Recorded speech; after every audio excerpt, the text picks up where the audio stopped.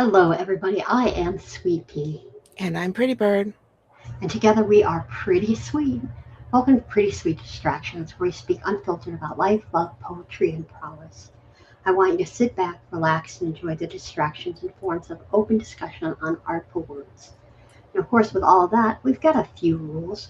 We are grown up people talking about grown up things using grown up words, and I mean all the grown up words. So if you're easily offended, this may not be your bouncing tea bag, cup of tea, or whatever may float your boat. We like to have fun, poke fun, and generally have a great time. If you're down to be distracted, come hang out, chat, call, like, follow, share. Leave your opinions on our opinions. Click all the hearts and show us some love. We have live streams every Tuesday and Thursday at 10 p.m. Eastern. And tonight is all about the shape of us. Love rewires our bodies and our brains by releasing oxytocin and reducing physical stress. It can actually help us live longer, or it can shorten our lives, leaving us heartbroken and full of pain. Love can be that bitter pill to swallow. Ultimately, love shapes us. So tonight we're going to talk about how love has shaped you. Oh, well, love has shaped me in all kinds of ways. I am one crooked little bitch. I can't tell you how many times I have been hurt, full of pain, thought I was in love, haven't been in love, thought somebody loved me, haven't been loved. I think it is one of the most crooked paths in my life. When I was a mother, straight and true. Loved those guys, still love those guys. You know, that kind of love is always just boom, straight and true. But romantic love has been a bumpy, bumpy road. Ah, been married once, then divorced, and then, of course, married again. So, if I had to say how love has shaped me, it has misshaped me. Um, I'm probably like one of the cone heads because it's just shaped me wrong. There are a lot of people that are with their partners and have this great image of hugs and kisses and love forever. I have never ever had that kind of a view on love. I'm much too practical. Uh, when you have people that come and go in your life, and this has started way from like when I was very young, and they just come and go in and out of your life. There is no stability in that. So when you talk about loving someone and they're only there for a certain amount of time and then they leave, you get very used to, okay, this person's going to be here for a certain amount of time. I will love them and then they're going to go away, and then I will love them and then they're going to go away. So you never really bond. And I have to say, I don't have that romantic, oh, this person's going to be true and loving and all of that. And I'm going to be put up on a pedestal and they're going to adore me. And um, I do that. I want that, but I don't know necessarily if I believe that. But I believe in fairy tales. So it's contradiction of terms in what I want and what I actually have. So I think that when love actually shapes you versus what I want in love. So the shape of me is kind of Do crooked need and handles. I do know everybody. I need handles to ride this ride. That is correct. Um, because life has my life experiences are very different, and everybody's is very different from what we really want to do. Um, because I was definitely raised on fairy tales. White knights and somebody's going to come save you, and in reality, I should have gone to college and done all that first, but I didn't. Um, I was actually put down the aisle at a very young age, and that's what it was. Eh, like, boom, you're going to get married. I was 17, and my parents said, time to get married, and that's exactly what I did. So, love has taught me to be practical. It has taught me to look at life in a different way. It has taught me that, you know, you get told to love, you love, you. Um, but then it always ends in tragedy. It always ends in, something that's not always going to be perfect. So life has shaped me to be a little cautious about love. And not and oh, how's the word I'm looking for? To be a little, I guess, optimistic with a little bit of darkness on the end. So, pretty bird, how are you shaped? Yep. I never actually contemplated me, because it was the shape of us, and I struggled with that concept because everything ebbs and flows in any relationship, whether it's romantic, whether it's familial, whether it's friendship, in any relationship, it ebbs and flows. People have good days, bad days. You kind of should complement each other. I say should, but should not exist. And it seldom works out that way. So I am very practical minded. I also believe in fairy tales. I just don't believe in white knights and Prince Charming because Prince Charming is Dracula. They're described almost the exact same way, and so I trust nobody, and that made me skeptical of everybody. Also, my parents kind of skewed my sense of self. It was very warped, and because they're like, oh, with your face and me and my and your body, my sister, you'd make the perfect person. So I grew up thinking I was fat, and she grew up thinking she was ugly. When my mom thought she was saying you're beautiful and you're sexy, and no, that's not how that came across at all. And so anybody who starts going, oh my God, you're so beautiful, I automatically think you're a creep. Don't fucking talk to me because what I look like doesn't fucking matter because that can change. So I'm not your normal girl. Um, and I am very much, I know what I can't live with, which makes me very unappealing to a lot of people that like to be in control of things. And there's only room for one person to be in control of things. I'm just saying. And if I'm going to be in control of myself and you don't like that option, we're going to have a problem. So I tend to say everything. I think that relationships, friendships, love, whatever it is, requires a lot of work on both with both parties or all parties involved. And I say this because the second one person checks out or the second one person gets complacent in knowing all the things are as they should be, that's when things go sideways. And so I ask a million and a half questions. I'm constantly, what about this and what about that and what about this, which is different than, are you mad at me? And you haven't told me you love me in 3 days. And, um, you know, it's a problem if you're going to be that needy without having a conversation about what your needs actually are. And so I have all those conversations where sometimes people are like, you are too much. All right, then go find less. Thank you, Elise Myers, for that life lesson. And and I stand by that. And I always stood by that before she named it for me. And that makes me difficult to some people. That makes me stubborn. That makes me um a lot of work. I am not high maintenance, but I do expect a certain amount of emotional transparency from my people. And it took me a long time to train mine to be even remotely emotionally transparent because he wasn't raised that way. And so you can't just have these conversations with people you're starting to date and expect all the things. They grow into a relationship. There are different levels of trust that you need to get through before you can have these expectations of your people. And you should have these conversations um, um, as it evolves, not just I expect this and I expect that and I want this and I want that because, okay, Karen, I am not catering to you, but it evolves. And if you always voice your expectations,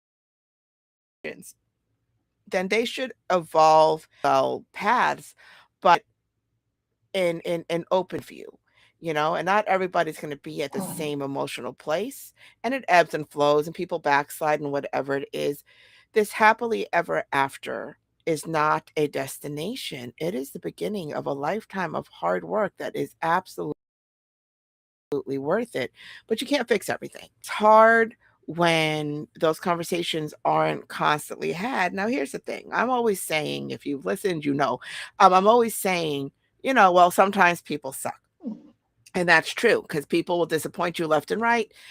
People tend to not voice their expectations when they seem reasonable to them because everybody thinks that um, people have reasonable expectations that align. They don't. What's reasonable to me may not be reasonable to you or your mama or your cousin or my best friend or whatever it is. Everybody's different. Say things outright. It's that expectation that leads to disappointment. And how do we fault anybody what the expectation was? I am not a words of affirmation kind of girl. I mean, I mean, I need the I love yous, but I need you to show me you love me as well. So, what I don't need is the willy-nilly, "Oh, you're so great and you're so wonderful," all the time. Every now and then, I'm not gonna poo-poo it. Yes, please, please, please adore me.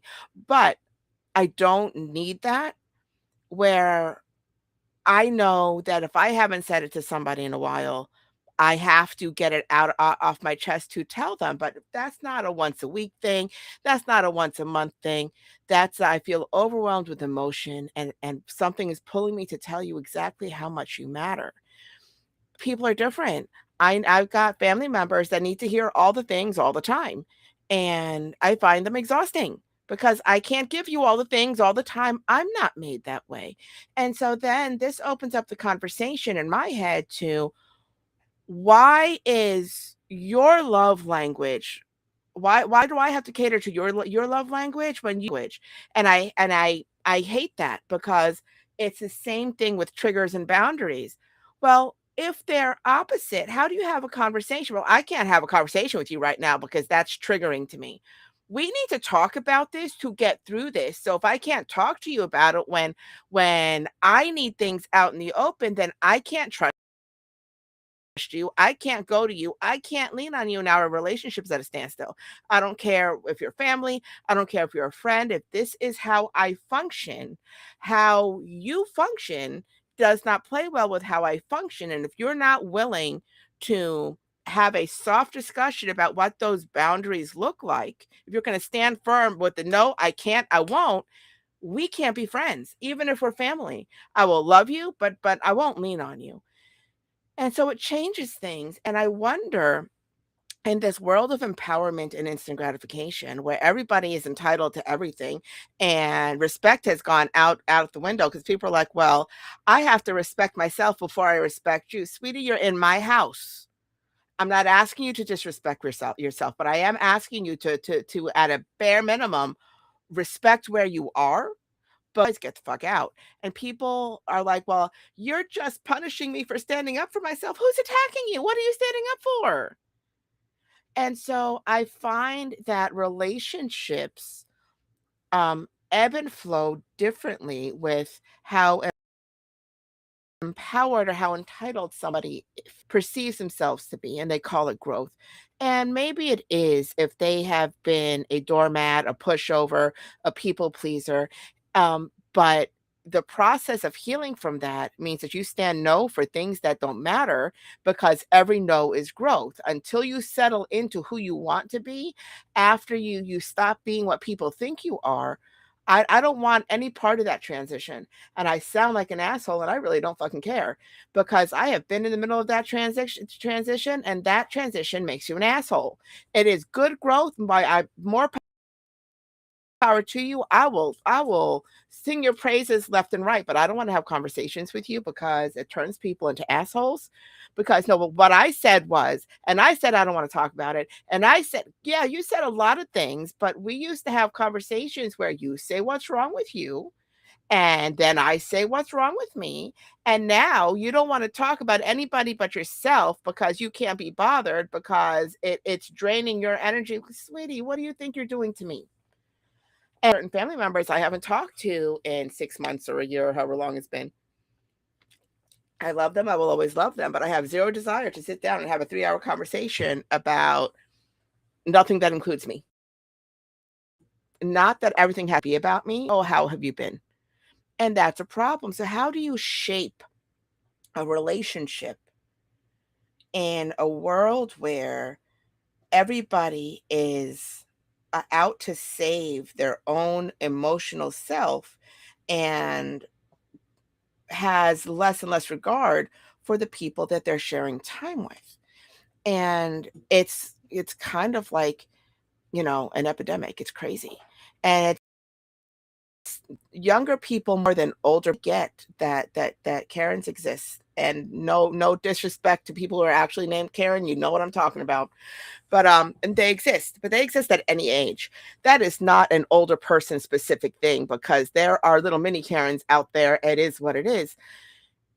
But if you're supposed to be in any kind of emotional bonded relationship, friends, family, lovers, whatever it is, there is a certain amount of give and take, a certain amount of honesty that is expected.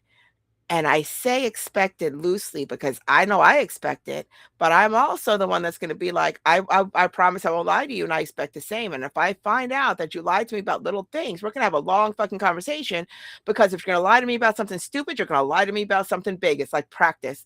And if I can't trust you, I don't need you around me. And people leave. Oh, good. I don't need you then. But the ones that stay get it. And I appreciate that. And therefore I hold them close always, because I have the utmost respect for honesty. I respect honesty over love, because emotions are irrational and they ebb and flow. And media, TV shows, movies, social media perpetuate cheating like it's like it's romance. Oh, well, if you're gonna meet the love of your life while you're married or engaged, so you're not going to get out of that relationship before you go meet the love of your life, that's cheating. And it looks like romance, because now you're with the love of your life. Everybody's happily ever after. And there is the whole movie genre of romance. And I'm just like, America's Most Wanted. no. I mean, it is what it is, and things happen, and there's something to be said for relationships already dead, and there's confounding circumstances, and all of that. But on its face, on its simplest forms, in its simplest form, I think, okay, so I'm gonna equate this with sex. Here it goes. If you want access to all my holes, I need access to all your holes. If you're not willing, I'm not willing. If you are, well, let's talk. And that's just the way it works, because I'm a tit for tat kind of girl, meaning that to be honest and faithful, I expect you to be honest and faithful. And anything outside of that needs a discussion. Now, everything could be up for discussion without judgment. I'm open to all kinds of discussions, but it has to be a level playing field. And that's how you mold a relationship, in my book, in my eyes, in my experience. Everybody, has different parameters, different pain, different traumas. I mean, to each their own. But if it doesn't start with open conversation and about what you want versus what you expect versus where you are, not a two-way conversation, and not just, I need this and I want this and this is what's going to happen. If you don't allow for the other party to freely, openly, without um wi- Reservation. without judgment, say all the things they need to say, or judgment, then it's an unfair and unkind thing. Everything needs to be an even playing field. If you have to say what you have to say, and you expect them not to, they have to have a safe place to put all their stuff too, even if it's an opposition of yours. And then you have a conversation. These are not easy things. They sound like easy things. They are not easy things. They're awkward things. It's like, okay. And again, I bring everything back to sex. I am who I am. If one of you wants to go 50 shades of gray and all your experimentation of stuff, and the other one's tentative, I mean, you're not gonna bully one into it, and you're not gonna make somebody feel like shit if they wanna try something you're not ready for. You have conversations, and then you revisit these conversations every few months. Maybe you watch something together, maybe you talk about what that would look like to start with, maybe you talk about what you're hoping out to get out of it, and then at some point, if you align a little bit, if there's an overlap, you can try the things. But you're not going to make somebody feel bad for wanting something that you've never heard of, and you're not going to, or you shouldn't, and you're not going to make somebody um, feel bad because they are. afraid or nervous or unsure, you talk through it, as uncomfortable as it may be, and then you have all the loving lovings and all the loving conversations and all the things, and you count the baby steps as progress in your favor. These are uncomfortable conversations. And if talking about sexual intimacy is an uncomfortable conversation, talking about emotional intimacy, well, that just shuts doors and blinds, and people put their hands over their eyes like they're 3 years old, going, I can't, I'm not here, I'm not here, I'm not here. Because sometimes talking about emotions opens up pain they're not ready to deal with. And so none of this is as, but if you don't start from a place where you tell them exactly what you're hoping for eventually, so they know what you guys can work towards together, they're not going to have a place to put what they want or what they think or what they're hoping for, because it's not open. And sometimes people are just in a different emotional place. So when I was reading, the little blurb for The Shape of Us, where it's all love can be euphoric, and it can. And here's the thing. It's not just romantic love. So I have trouble regulating my body temperature. So if I'm outside and the temperature is like 30 degrees colder outside than inside, because it actually gets cold where I am, not frozen tundra cold, but cold for where I am. If I'm outside for 4 to 5 minutes or a whole minute, and I can't, and it's cold and my body temperature drops like 2 degrees, my bones hurt so badly. It's like a brain freeze through my skeleton. It's not okay. I cannot undo it. It is excruciating.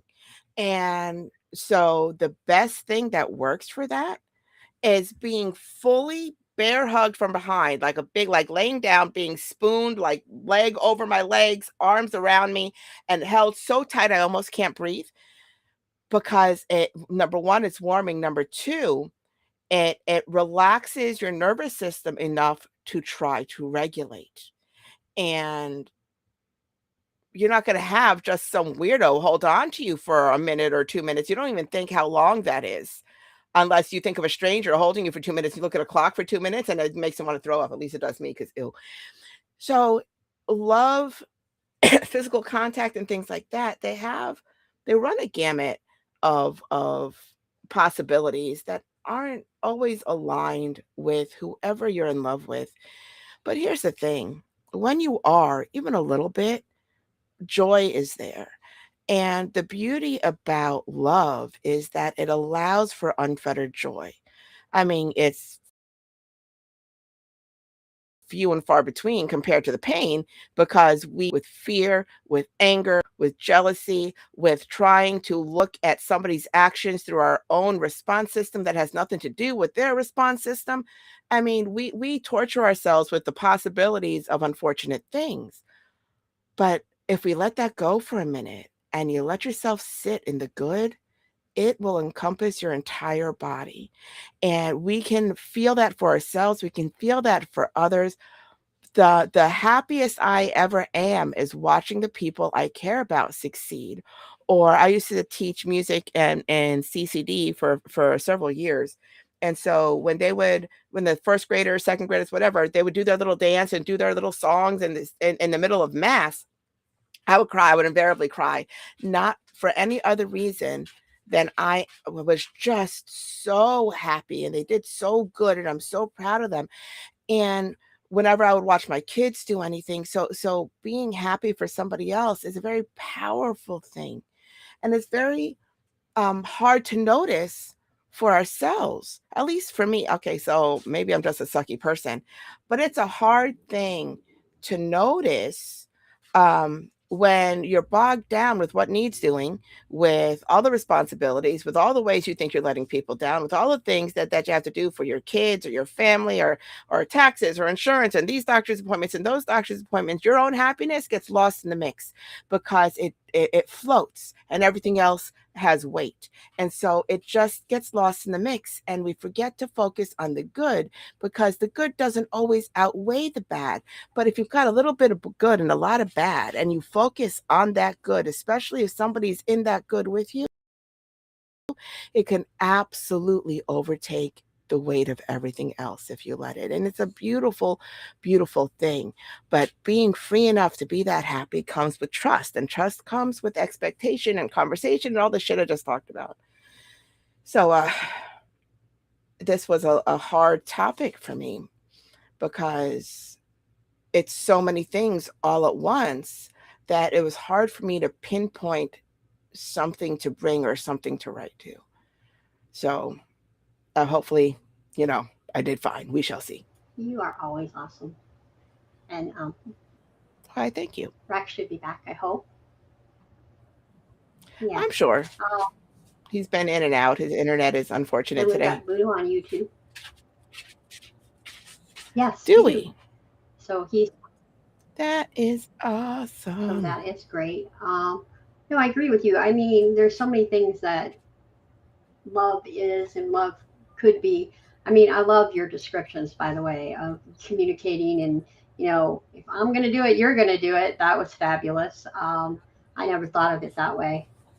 Uh, but that's just amazing. And you do talk a lot about communication, even on many shows. So you have kind of that wise, I don't know, that wise or wisdom to it. So everyone, that's awesome. Well, we have poems. Isn't that what we're supposed to talk about? Yes. I mean, sometimes. Yeah.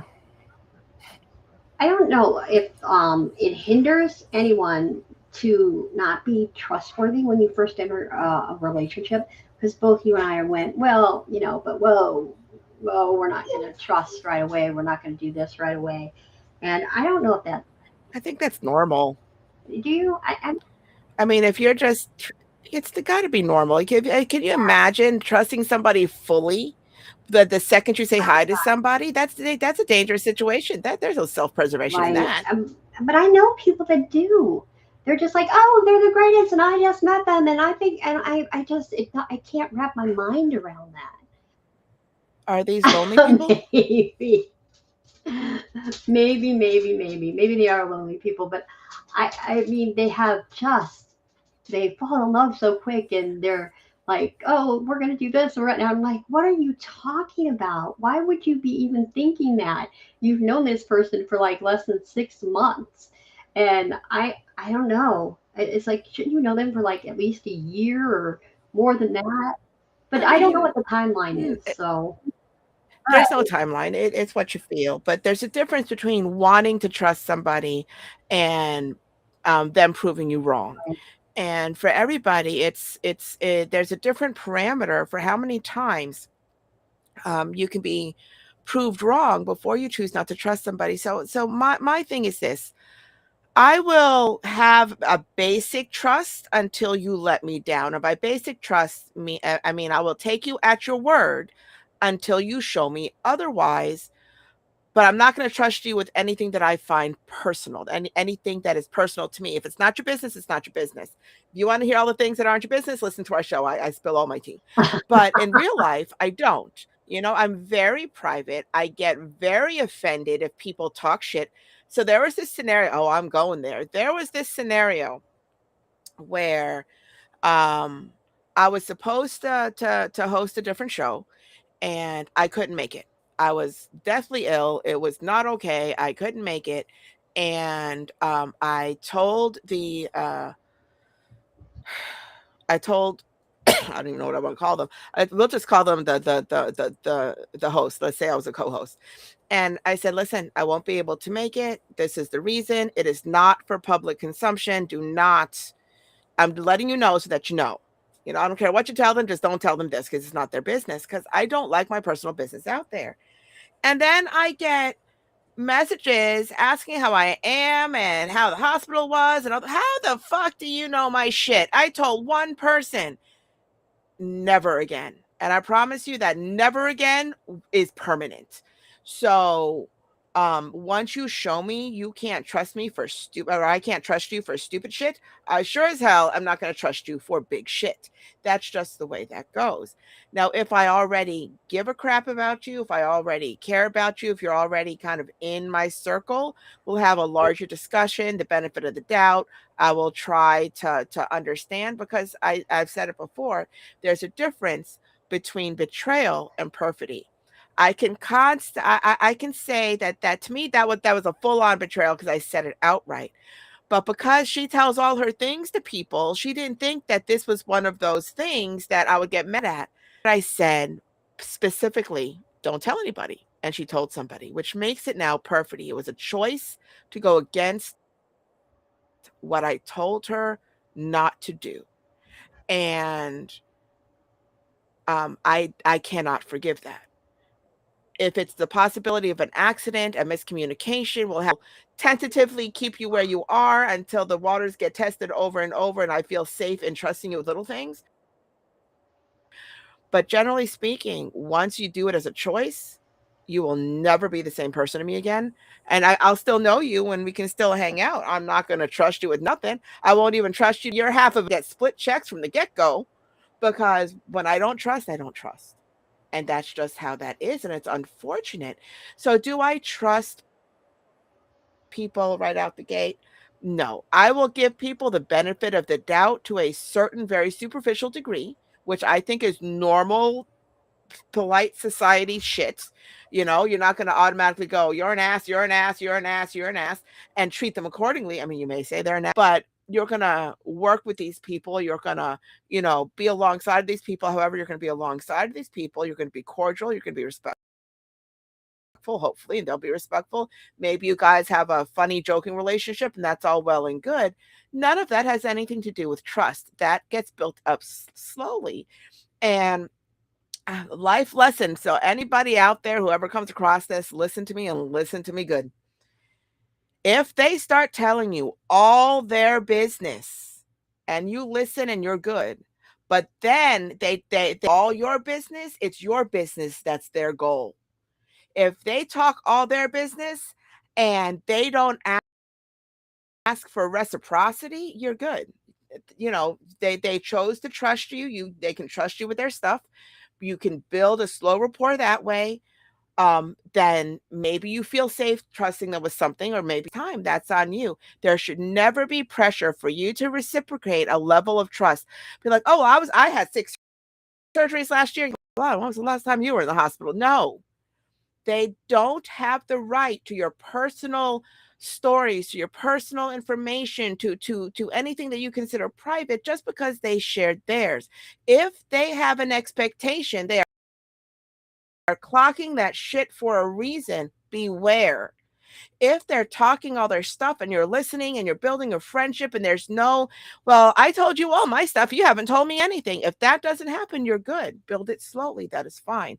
But there is no reciprocity or there should be no reciprocity of that kind of my shit. Now you have to tell me your shit when it comes to private things. And just so that you know, I knew this woman who would tell all of the things that she did not hold private, but everybody else would, because she had no shame. And so when she's telling you all her personal business, she's getting your personal business, because she's like, well, I feel naked now because I told you all my stuff and I don't know anything about you. Yeah, well, maybe you should have told me all your shit then. But then she would take the people's personal stories, personal information, laugh about them behind their back, tell everybody else their business with a shh, don't tell her I told you. All of that nonsense, just don't trust it. Let it grow. If it is forced, if you ever feel uncomfortable, if you feel slightly emotionally bullied to tell things that you don't want to tell because they said things, run. Just run. You don't need these people in your life. Be like, listen, we are not friends. Thank you for sharing. I will not tell anybody, but my business isn't your business. Gotta go. Because if you are uncomfortable, that is your entire body telling you, run. It's not emotionally safe, which feels very different than it not being physically safe. It's that nervousness, that little bit of maybe I'm a little bit nauseous, that kind of, oh, well, this makes me uncomfortable. Then don't do it. Save yourself. let it grow slowly, tell them you're uncomfortable, and if they throw a fit about it, and if they're all right and they don't push it, feel free to let that grow however it grows. These are life lessons that some of us have to learn the hard way. So consider yourself safe. or have to That's learn the all I'm saying. hard way. Oh, well, I did put Mr. Budo up, who's listening to us on YouTube. So I am Awesome. going to go ahead and have him lovingly sing to us because that is going to be beautiful.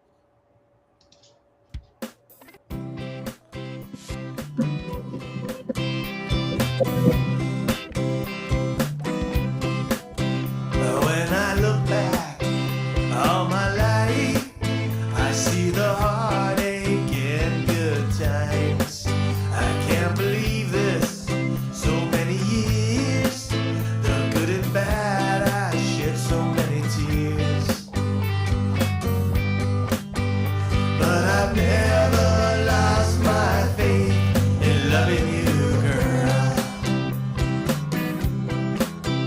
Every day, every day, every day and every way. And when I lost my way, I come back to you.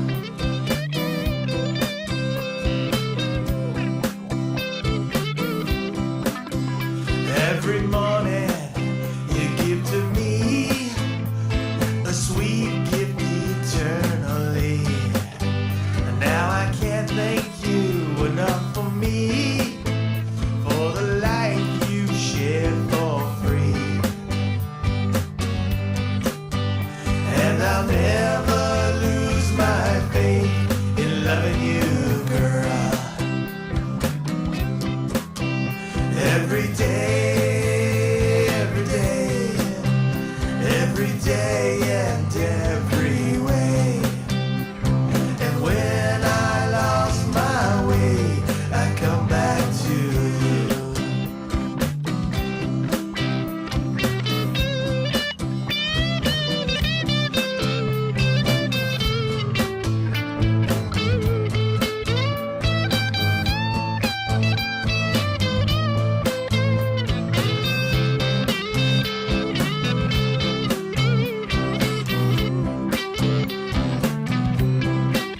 So here I am on the phone, wishing you were not alone. I'd be there if I could. I would be there, baby, if I could. And I'll never lose my faith in loving you, girl. Every day, every day, every day and every way. And when I lost my way, I come back to you.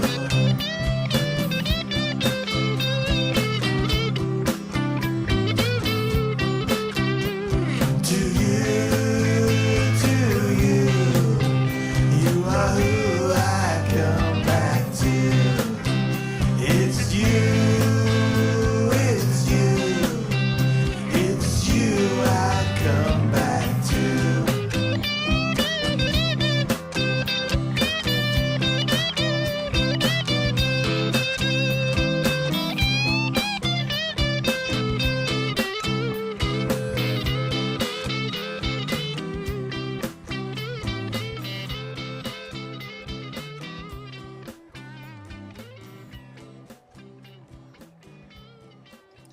I do so enjoy when we get serenaded. And for those who don't know, we do not do AI music. So if there's any inkling of AI lyrics, AI music, we do not. There's enough platforms out there for people to put their little free AI stuff on there. More power to them, because some of the music is fine, but I prefer this because there's something beautiful about music and lyrics and having it have a full vibe. Ah, I've never lost my faith in loving you, girl. And here's the thing. That's a hard thing to find in this day and age. It really, because we live in a world where half the time it's out of sight, out of mind. Okay, so relationships are often, not always, but often split with out of sight, out of mind, and absence makes the heart grow fonder. And I've been in a decades long relationship where one of the partners has been gone more than 6 months out of the year, intermittently, not at a time. And they forget all the stuff when they're out of town because they're working. They're working, doing this, they're doing. They don't have time to sit there and pine.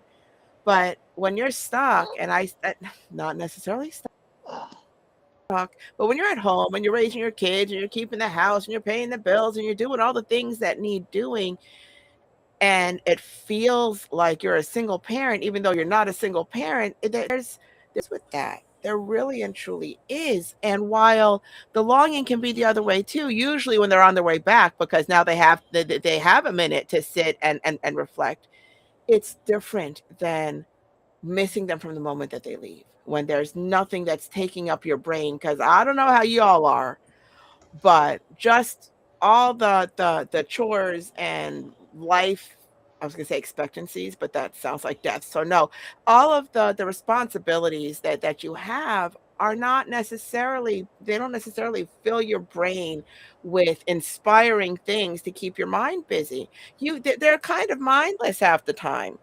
I mean, you I can think through all my troubles and clean a house, you know? Yeah, I two things at once. It's different when you're doing something that requires more of your brain. So it's often lopsided. So this with the I never lost my faith in loving you every day in every way. It's a beautiful thought. Not that distance needs to be full longing all the time, because trust doesn't necessarily need it to be full longing, but you miss who you want to be with, whoever that is. But um when you get down to that, I can't thank you enough for the life you shared for free. That kind of open kind of adoration, that kind of gratefulness is a rare thing in my experience. And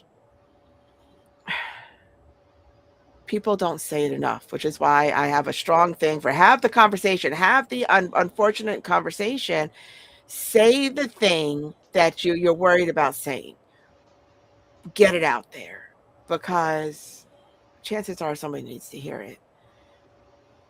And when we do all the things that we do for the people that we love, and we do them just because we love them, not because we have to, not because they expect it, just because this is how we show love, and it is never appreciated and it's taken for granted. And now it's the expectation of, now, how did I get to make dinner every night for 27 years? I mean, I'm not the only one who can cook. I'm not the only one home. You know what I mean? And so when they're like, well, where's dinner? Well, I just walked in the house 5 minutes ago. You've been here for 3 hours. I'm asking you where the fuck dinner is. Damn. This holds none of that. This is that. Thank you for being you. Thank you for sharing all of your stuff with me, the good stuff, the not so good stuff. It's all the good stuff. Because for those who don't know, and there's a lot of us who don't know, it is a privilege and an honor for somebody to be close enough to you to share their pain. It is not a burden. It is an honor to be somebody's safe place. And the fact that so many people drop the ball, tell people the other person's private shit, don't want to be there, roll their eyes and act like an asshole, you suck. It is a privilege to be let in, especially if somebody's been hurt before, especially if it took you a minute to get there.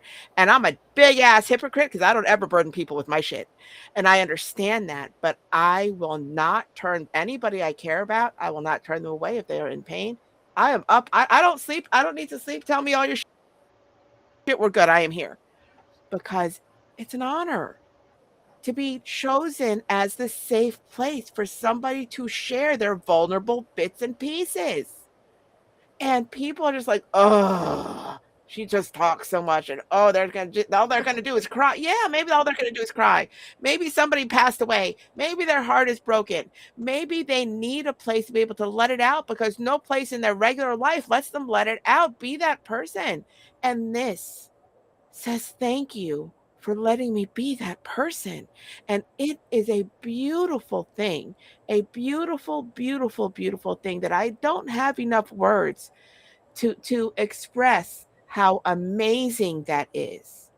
And people, there are so many entitled people that take it for granted that they want to sit there and just, I'm going to say this and I'm going to say that. And I'm going to, oh, Rack had a poem on the last show. Go back and listen to it. That is, I will be all the things for you. But then the second that you feel better, you leave because, again, asshole. And there are too many of those people that will use a friend, use a relationship, use a family member for all kinds of support, but I'm talking especially emotional support, that have zero qualms knowing they're never going to be there for somebody. They can't be bothered listening. They're, oh, do you have to be so emotional? Why are you so sensitive? You're so dramatic. You can move the fuck on because I'm done. And this is just, thank you for letting me be there for all of it, because it's in those moments, those little moments where they perceive that they're weak, you see their strength. It's in those moments where they crack a little bit that makes them feel more perfect. It makes them human and you feel chosen. And it is just a beautiful, beautiful thing. So, Sweet Pea, your thoughts? I love the poem and the song because, the idea of always going back to you.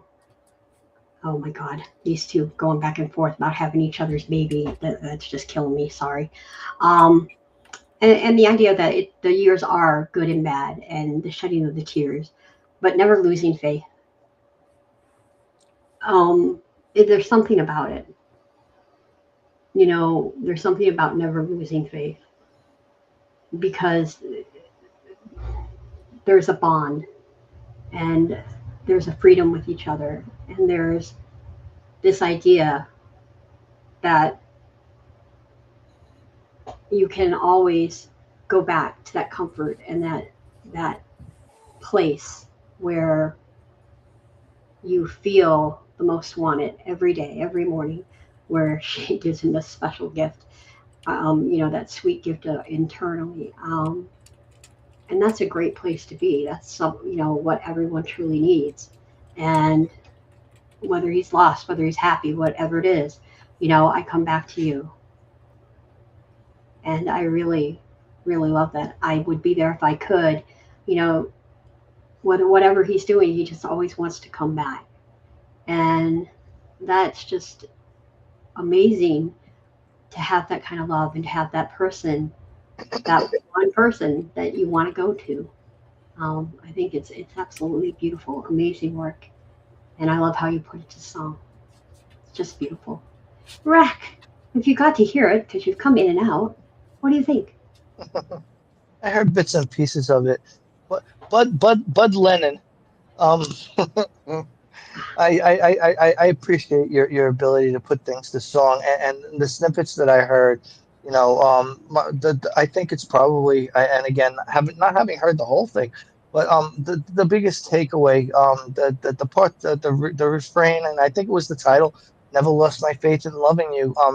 The idea of that, it speaks volumes because a lot of us, we base I always say everybody brings different things out in each other, and we all relive our traumas, and we all have our relationships, and it's a difficult thing when you've been hurt before to open up and be vulnerable with someone and allow them in and allow them to see the ugly side, and the tears and the pain. So to not lose your faith in someone through that, despite that, it's just it speaks volumes. I mean, not to take away from the rest of the whole song, but even that one little bit is just brilliant enough to be like, number one hit.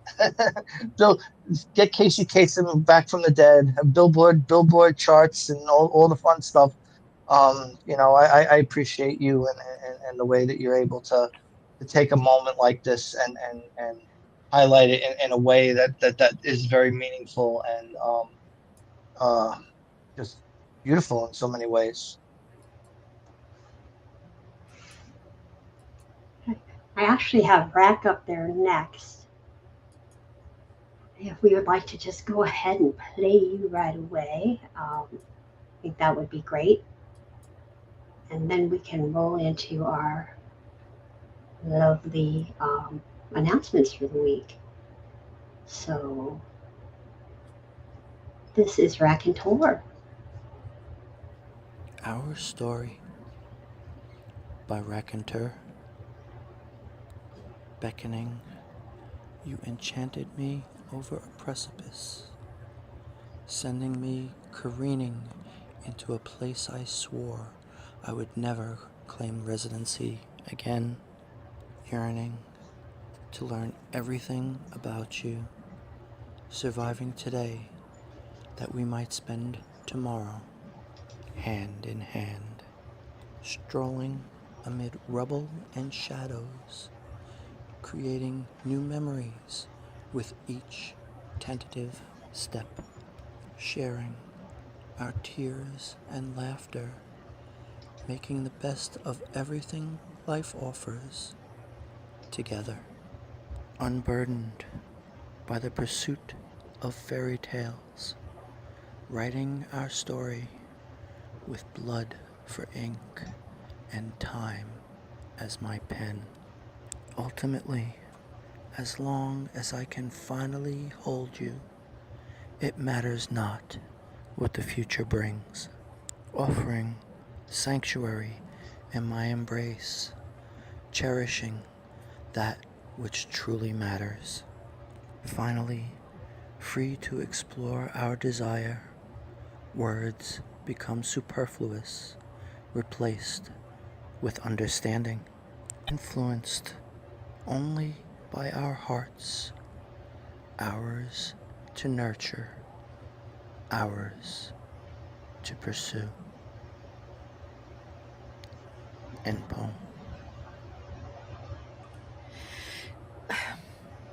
So this part here, the unburdened by the pursuit of fairy tales, writing our story with blood for ink in time as my pen.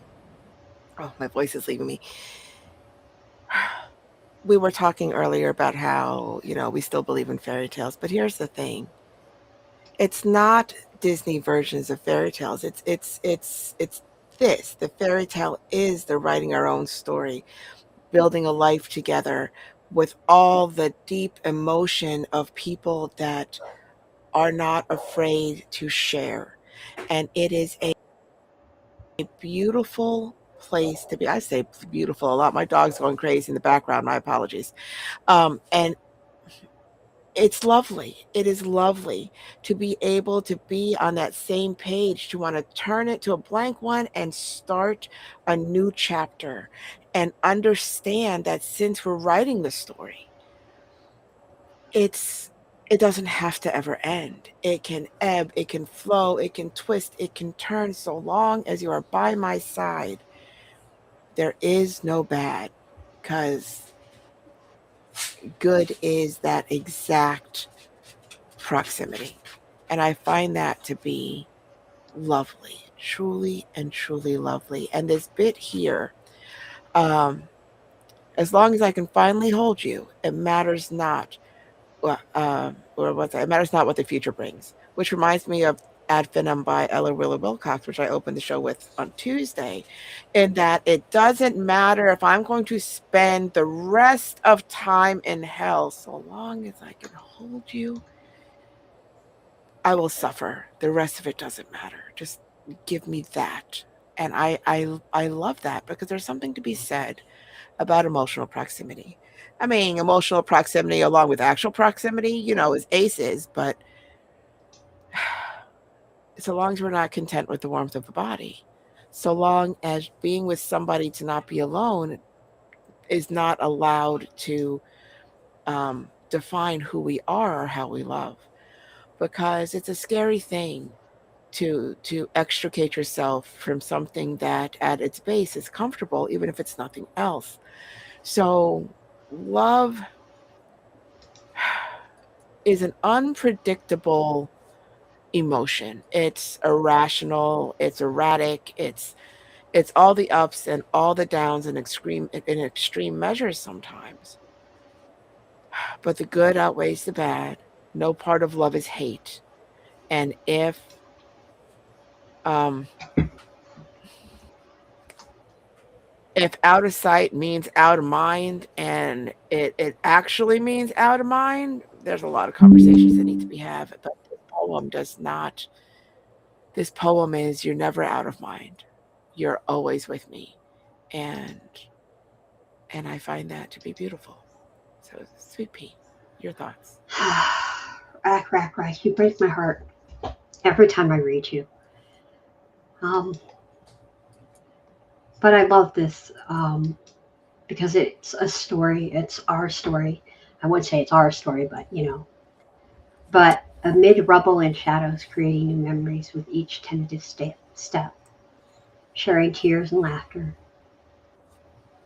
pursuit of fairy tales, writing our own story with blood for ink, as time is my pen. I love that particular stanza because you, like Pretty Bird kind of said, you get to write your own story. And it is sometimes totally in blood.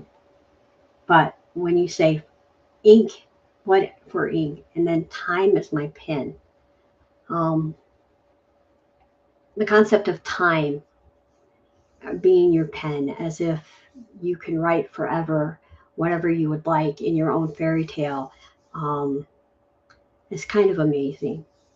Because hopefully you're not running around putting glass shard slippers on someone, but you're living it as beautifully as possible.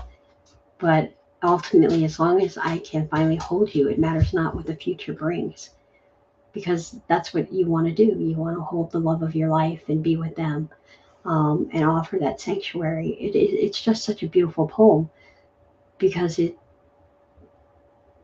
offers what we all want: to be loved, to be held, to be, safe, to find someone to nurture or be nurtured, you know, ours to pursue. And I really enjoy all of those thoughts, um, because, we are striving to be a part of something, and a part of a story, especially those of us that believe in fairy tales. So thank you for that. Miss Pretty Bird, are we ready to do announcements?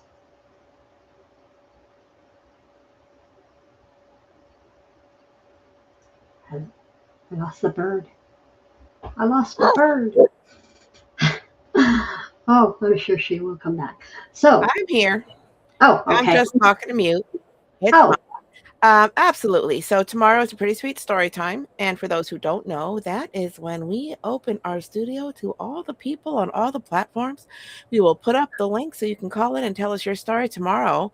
It is Cruel Summer. So we've all been there. Summer love, no school, daily adventures with friends. Summer can be amazing. Unfortunately, it can also be cruel, sweltering heat, boredom, bad decisions. They can make for interesting stories, and everyone is welcome to call in and tell their stories of a cruel summer. And like I said, we will put the studio link for you to join us live on all the platforms where you can hear us live. So that will be YouTube, Facebook, and X. So if you see the link and you got a story to tell, you are welcome to join us. And that, like all our shows, is 10 p.m. Eastern Time. So after that, we have Tuesday. And on Tuesday, it is negative self talk. Negative self talk can feel like a heavy, chaotic load to carry. It's crazy how crushing and overwhelming those internal critical thoughts can feel. Pushing through is difficult, but can we find a new way to process without beating ourselves down? and That is on Tuesday. Thursday, it is flash fiction, alien life forms. where intelligent life isn't always easy to come by. But we can't be alone in the unknown of the universe. Do you believe in alien abductions? What if the Earth is just a tourist destination for extraterrestrials? Let your imagination run wild in a 500 word or less story. So give us some flash fiction. Blah, blah, blah. I can talk. I know I can. And that is going to be Thursday night. You can find us, obviously, on all of the channels that you are listening to, Facebook and X and YouTube, and of course, here live. If you want to listen to tons of our stuff and hear our opinions and all of that, you can go to Podbean, and I'm not sure the address. I know pretty sweet. Prettysweet.podbean.com or Yeah, any place you listen to your podcast. Just type in Pretty Sweet, PRTTY, sweet, all one word. Click on the red shoes. yeah. Click We're on the red. everywhere. We're everywhere. We even have an Instagram. Go follow us there too. Yay! Follow us. Here, Follow there, the red shoes. There's no everywhere. place like home. There's no place like home, especially with red shoes. They're my favorite. Absolutely. And we go live every Tuesday and Thursday at 10 p.m. Eastern. So you know where we'll be. Hopefully, we'll see you there. Yes, we will be there. I don't know where else we'll be, but we'll be there. Uh, it's a lot of fun to be there too. Oh my goodness. I'm going to have Miss Pretty Bird up on the board here in just a second. I'm going to have her read because anything by the bird is worth hearing. I don't know if I agree with that, but I But appreciate it. I agree with that. So, that's just the way it is. Bird, bird, bird, bird. There you go.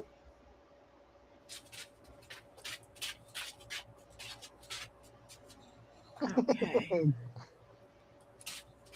So this Yeah. is Life in the Shape of a Girl You Almost Knew. I had to see if I was muted again because my dog came in here all garbled up and being loud. I'm like, wait, am I muted? Because I That's good. I think I'm good. We're fine. Okay, this is Life in the Shape of a Girl You Almost Knew by me, Pretty Bird. And it goes like this.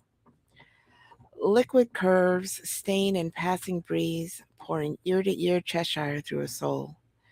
Incarnating flesh and power ballad, hypnotic beats, a rhythm and silent rhyme. Red reads springtime and newfound, what do we have here? Glances, slipping in a hint of familiar, cracking open on the edge of, let's not call it emotion, lest it rot twixt the teeth of yesterday's unburied bones, sharpened to shivs, tearing through sutures and niceties that skin live flesh in warm nights. Dancing to twinkles in moonlit navy cosmos, just a different shade of shadow. I own the night, own your doubt. The juice of wounds in golden chalice, drunk on poisoned words, dripping in puddles neath the rain, splash my love in youthful exuberance. Lash me blind in visions, covering your souls with troubled treads. It'll wash off soon enough. I'll wash off soon enough. Sauntering through oblivious blind birds, the warm, wet air blows dew on skin, painted on truth, holding seams, cruel, skewed perception, smeared to visceral images, memory dances in claret, sangria sways as it passes through, staining the air sweet. Lodged in your craw, pouring life through it all in a giggle you didn't care enough to know. Liquid curves and lonely lines, dancing wet in night air, the beauty of a girl made of broken promises. And poem. Okay, the last stanza is the beauty of a girl made of broken promises. I mean, the imagery in here is just gorgeous, and the whole poem, you just it's really the complexities of human emotion, um, all wrapped in with a lot of pain of kind of the shape of us, the pain of past experiences, um, almost like washing off the emotional residue of everything that's ever happened. the struggles. I don't know. It's almost like trying to figure out what we do between sorrow and joy. And of course, you always have the best choice of words. You know,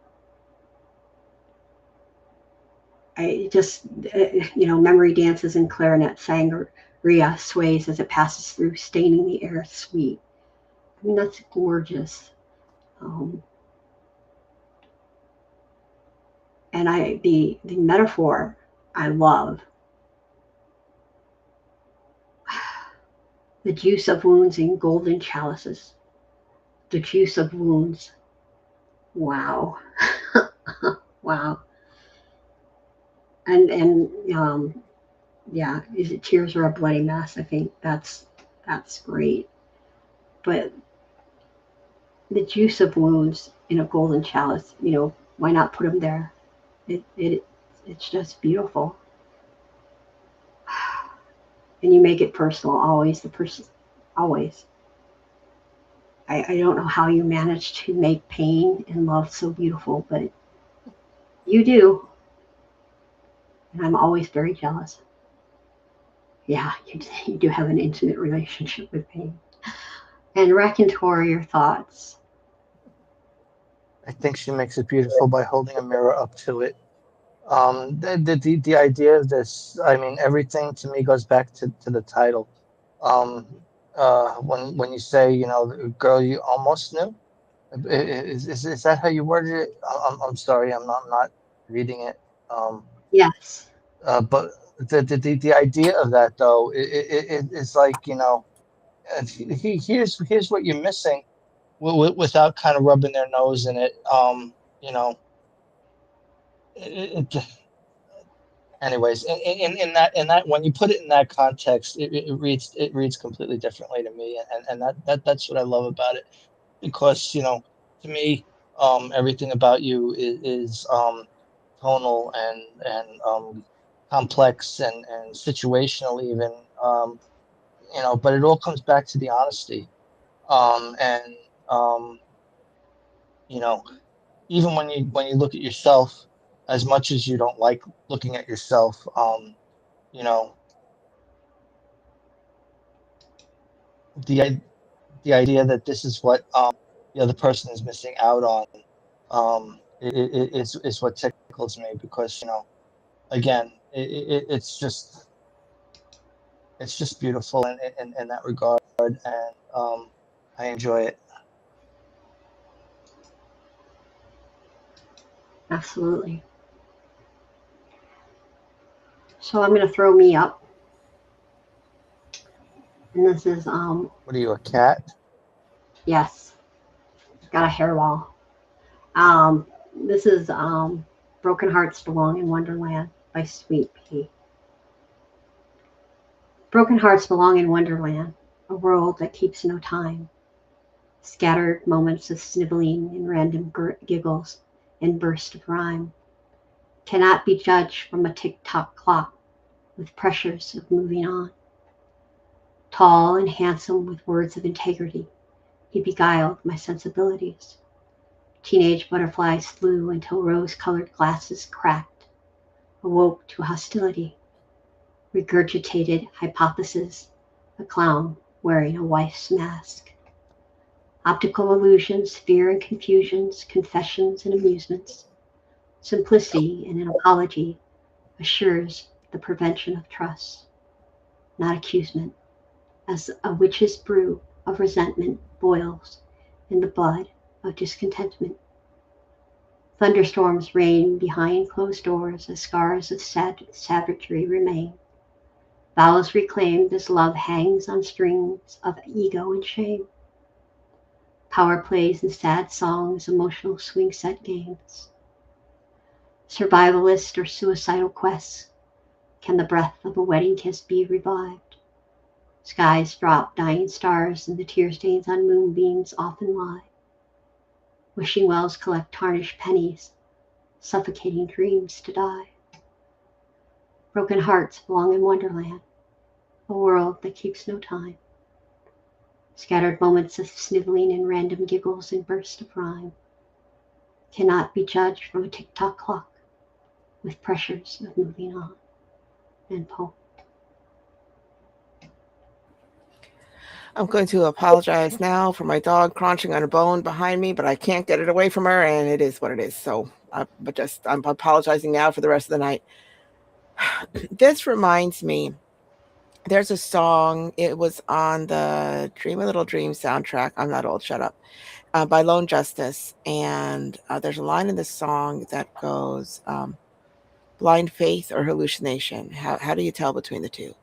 And that's what this reminded me of. Because it's painful, and the part here where you say optical illusions, fear and confusion, confessions and amusement, it sickens me, and it's painful because if somebody can find amusement in somebody else's pain and confessing something that they were keeping from somebody, or might hurt somebody, if there's any sense of amusement in that, somebody needs a throat punch. It's kind of gross. I'm just saying, because the aftermath is this. It's simplicity and apology assures the preservation of trust. But here's the thing. You need, it needs to be an honest apology. It can't just be lip service. Well, I said I'm sorry. But you're doing the same shit. You're an asshole. Because if an apology without accountability is just lip service, if they don't actually feel bad, if thunderstorms rain behind closed doors and scars of savagery remain. Now, I get that we all have to heal ourselves, and it's not a straight line process. It ebbs and flows and ebbs and flows and ebbs and flows. But if you don't feel bad that you made somebody hurt enough that they're suffering for any amount of time, but a longer amount of time than you think you deserve to be penalized for making somebody suffer, excuse you? Survivalist or suicidal quest, can the breath of a wedding kiss be revived? With accountability, with actionable change. I still believe in forever and the possibility, but that is a long process. That is a lot of healing. That is not a one and done situation. That's not I said I'm sorry. Why do you have to be so dramatic? That's not I cannot with fucking narcissistic people. I can't with the gaslighting. I can't with but you said, but and what did you do? And this breaks me because this is what's left in the wake of broken trust. You know, broken hearts belong in Wonderland, a world that keeps no time. Here's the thing. The ones who cause the pain don't understand how it undoes good. The ones that receive the pain are fighting tooth and nail with bloody nail beds, clawing to hold on to something that was good. And they're two very different views on the same exact thing. And if they don't see it as a bad thing, they're never going to understand. And if it is broken trust, it's never going to be okay without that accountability. And I like how you bookended things because, I have a thing about bookending things. Tall and handsome with words of integrity, he beguiled my sensibilities. I do not trust charmers. I'm telling you, Dracula is Prince Charming. It is all the things. I mean, if they're coming at me with all the niceties, it's not that I don't believe that they're true. It's not that I don't think they think I'm beautiful. It's not that I don't think that they think what I don't care what you think. I don't know you. You know what I mean? And by the time I get to know you, it better be you are the smartest person I know, and let's have some intelligent conversation. But there are people out there, and I'm not saying it's at this situation. I'm just saying there are people out there that absolutely groom or prey on the ones that um fall into the compliments, the ones that need that kind of words of affirmation, the ones that need that kind of what feels like and looks like on the surface an open kind of love. But by the sounds of this, it's lip service. And it's not that it's not necessarily true. It's just that surface level love and love that leaves you that broken are two completely different things. And this breaks me. And I go back to how this leads me to blind faith or hallucination. How do you tell between the two? Because that's where this sits solidly for me. And when you think about that question, it's all, I mean, is this reality? Um, oh, now I my mind went queen for a second. Let me shut up. So is Earworms. well, we get lost in what we want to believe versus what's right in front of our face. We justify a lot to save some semblance of good inside a whole shit ton of bad. We make ourselves small because maybe if we're smaller, it'll hurt less. Maybe if we're smaller, they won't beat us into submission in their silence, in their careless words, in their thoughtlessness. It's how we protect ourselves, and it's also how we disappear. And here's the thing. We all have a voice. We just sometimes forget how to use it. And there's something to be said for one of the biggest fears, like universally, is fear of the unknown, the fear of change with no foreseeable outcome that you can discern with whatever actions. And um, if I was on the end of this, I would be broken. I would be broken to the point where fuck you, fuck your mother, fuck everybody else, fuck you, don't fucking talk to me. I'm done.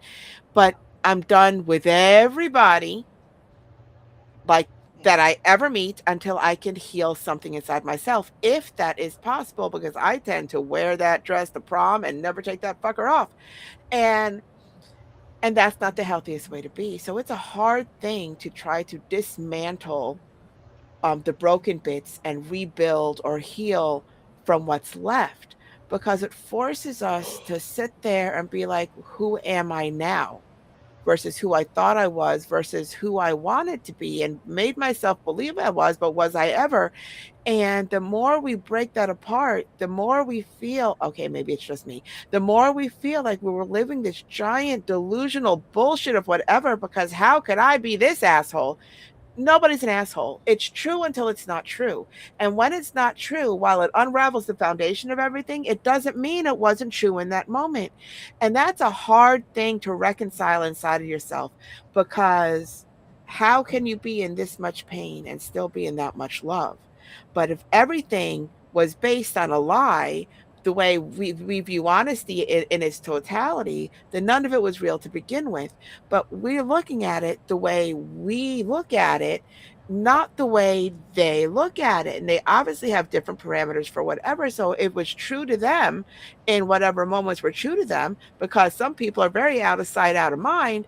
And if that's the case, then it's still it was still true at the time, and it doesn't change that. And if we want to believe that, if we want that to be some kind of something to build on, we have to disassemble and reassemble the foundation, which can't happen if it's, aren't you over it already? Because I have found in my experience with assholes, and I have a lot of experience with assholes, let me tell you, I would say that most of the people that I've come across in my life have assy tendencies. Those people don't want to take accountability. They don't want to see what they've done. They can't, well, if because they don't know how to open up that deeply. They can't believe somebody else loves them that deeply. And therefore, they don't understand the depth of that pain. It's all, well, it's like a baby who's got colic, that there's nothing you can do to get them to stop crying. They're going to cry till they're done crying. And that's not what it actually is. And it's a hard thing to traverse on an emotional level. And now I'm gonna have to go and listen to that album because I love that fucking song. So yes, all the earworms. And you depict pain beautifully. Oh, thank you, Bud, with his love bites, because all the earworms tonight. I swear that's gonna be in my head. Freaking Def Leppard. It's fine. It's fine. Raconteur, your thoughts. In the dead of night. Love fight. Oh, bud. Uh, thank you for reading that. Um, yeah. The thing I hone in on because of your relationship with Fairy Tale Sweet is the line about broken hearts belong in Wonderland, and the idea of that coming from someone that does believe in fairy tales, just reminds me how things are all, they happily ever afters are in fairy tales. So if there's a broken heart in a fairy tale, it gets mended before the end of the story. So um that line is the most poignant, I think, because the story that you're telling here to me is one of misfortune. I almost want to say abuse, but I hesitate to say that because but it feels like that because when things come at you the way that you describe in this, it's just like Pretty Bird said, the idea that throat punch comes out, hyoid bone, hello, you want to really just knock someone the hell out. It's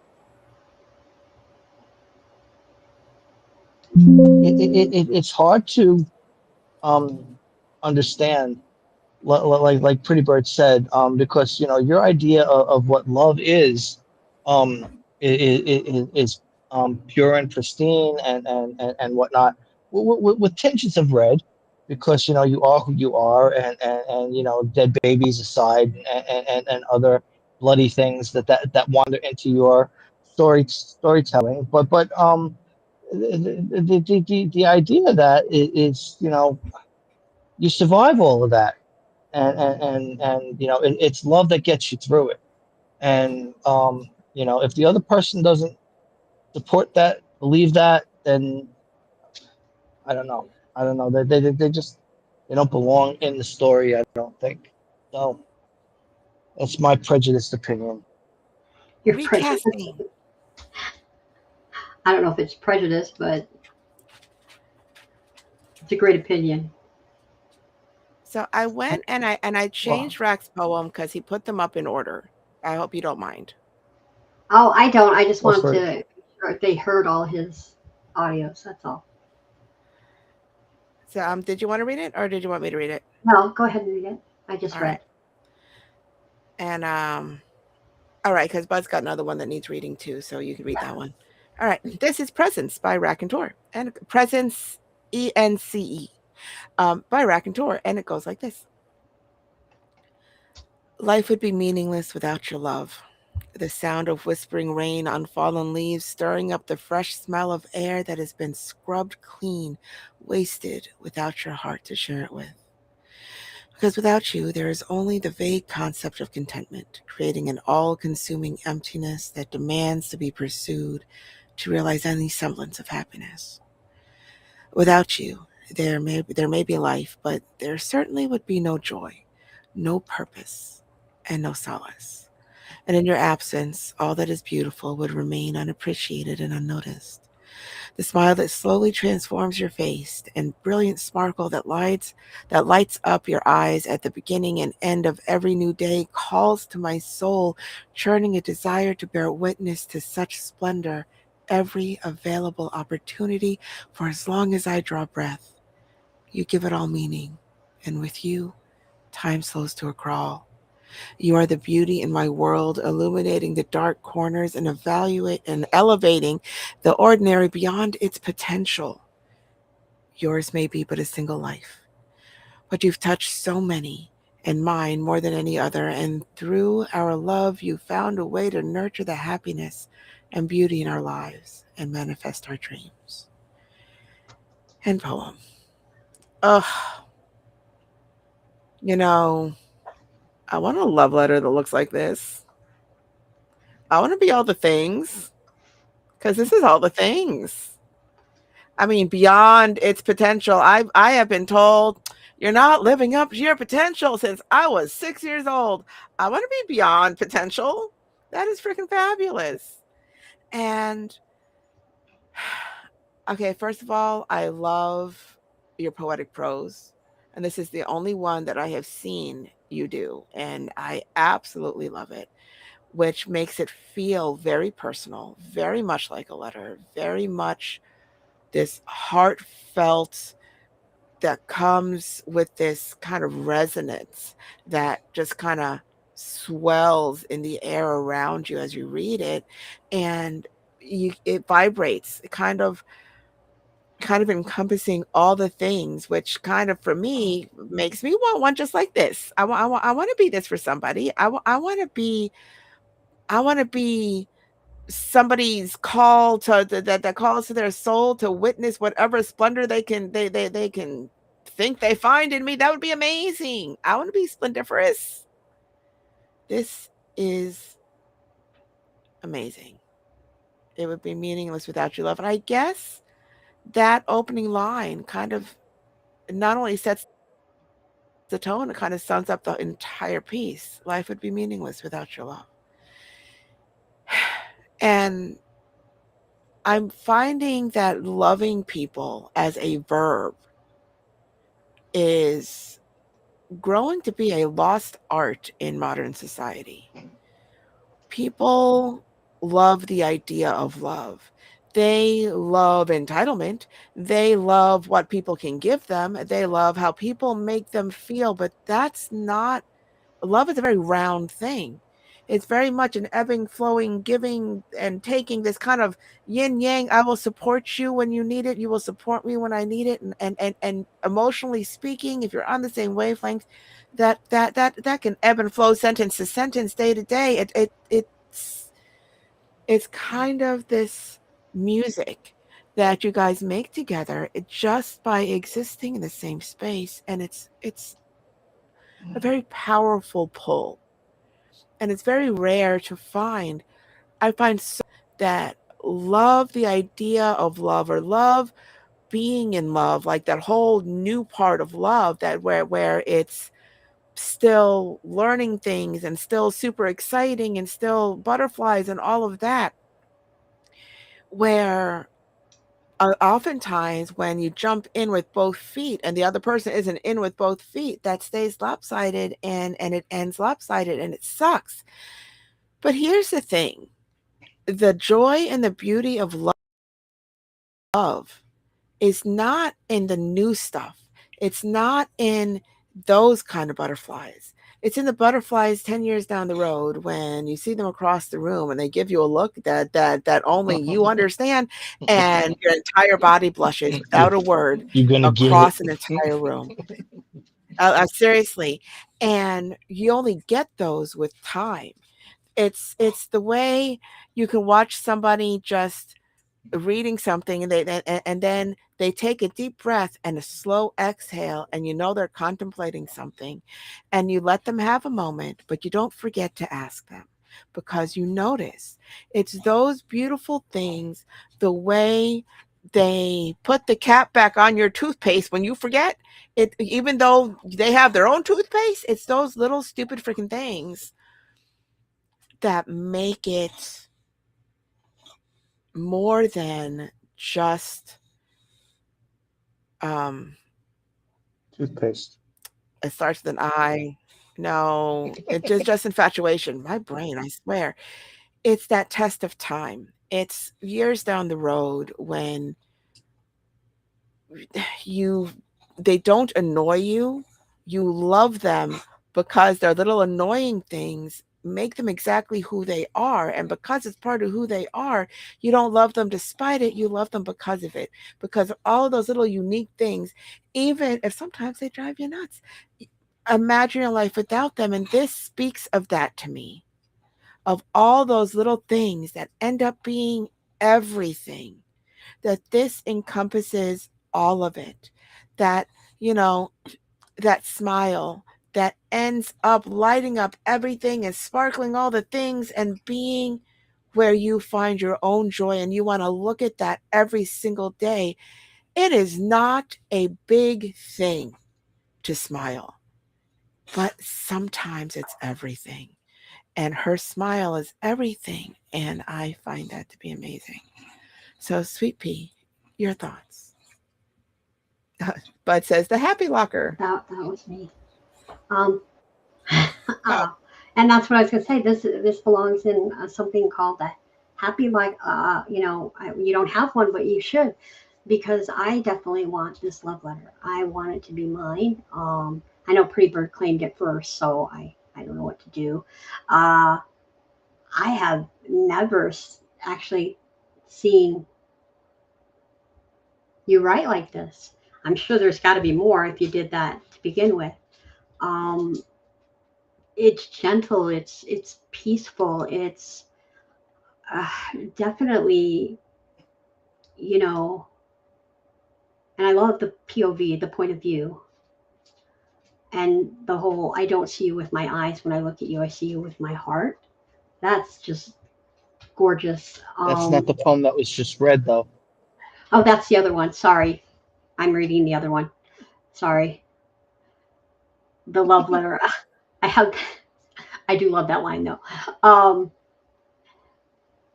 I'm sorry. I love, let me find the other line.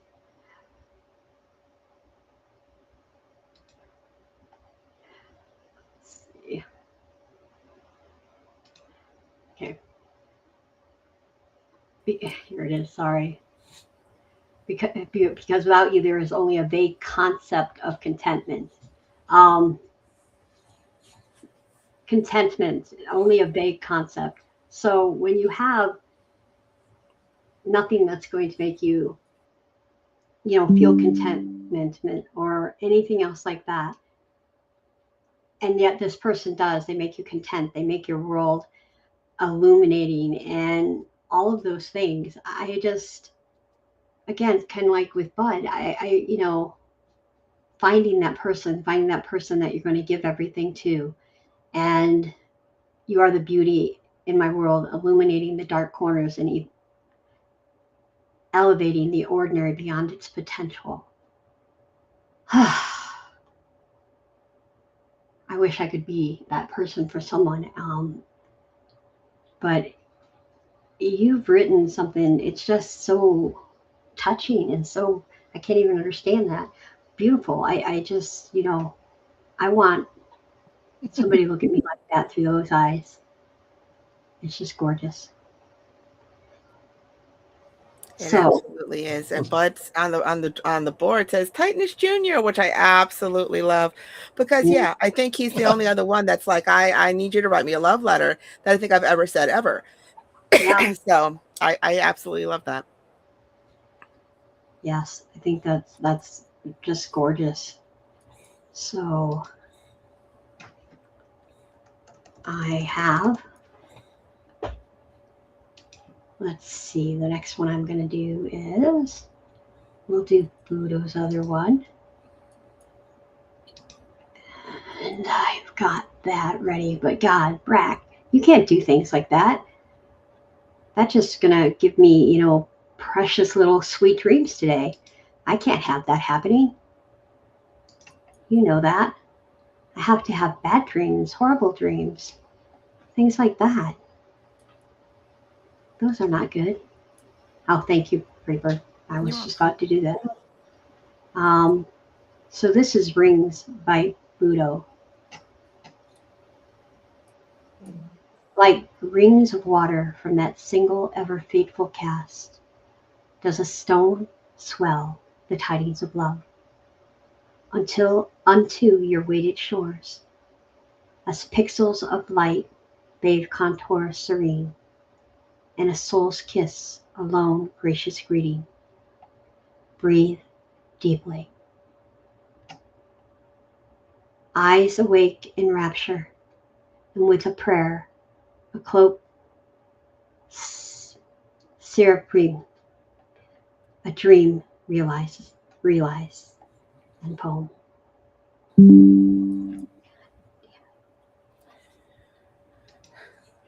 I love that. It is a beautiful testament of love. I love how you said congratulations to a couple. So I'm assuming that this is a gift, and um, there's nothing more personal to me than some kind of art, especially poetry. I love the pauses before and after breathe because we so seldom take the time to breathe it all in, all of the world, all of our existence, all of our life around us at any given moment, to stop and just experience that perfection, especially if this was it's the beginning of an entire life. And this is gentle and like rings of water from from that single ever faithful cast. Does the stone swell the tidings of love? And here, skip a stone to save my life ever.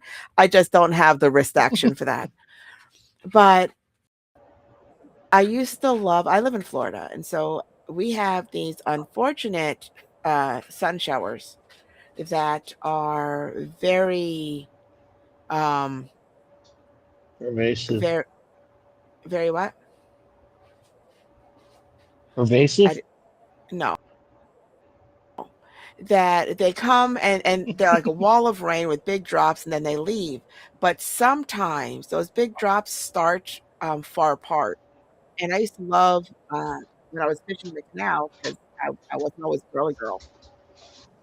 Watching them because it was like music. It just not that it sounded like it looked I even knew what music was, the way they overlapped each other, the way they ran into each other, but still kept on going in both directions.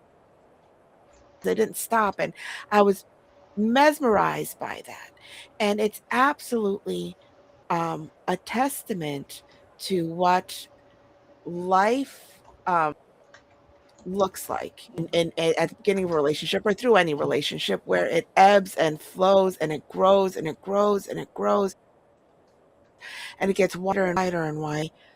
Love your gentle depiction of that. But it's that breathe deeply and then the eyes away and rapture. There's something to be said the morning after when it's, did that really happen? Is this really true? And absolutely, absolutely love that.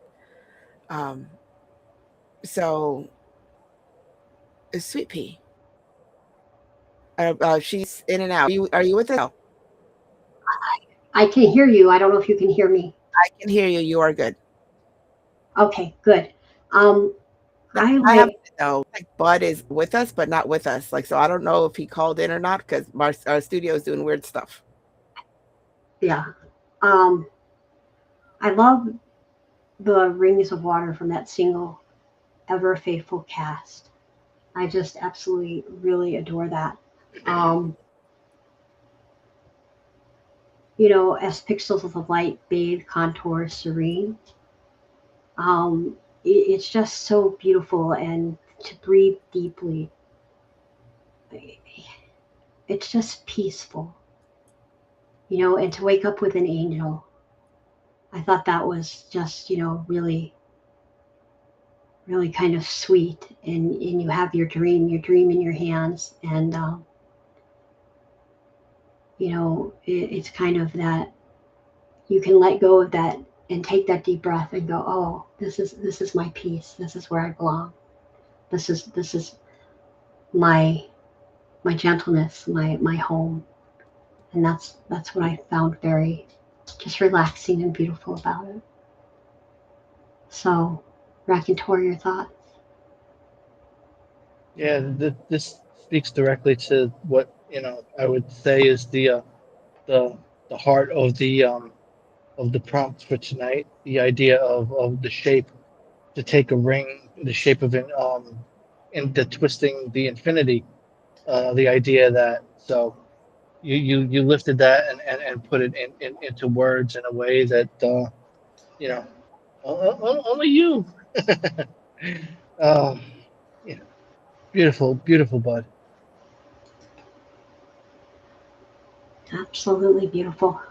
Um, Freebird, do you want the next one in line, or do you want to choose something else? Talking to my mute again. I said I don't care. The next one is fine. Okay. Yeah, I can't hear you if you're talking on mute. Um,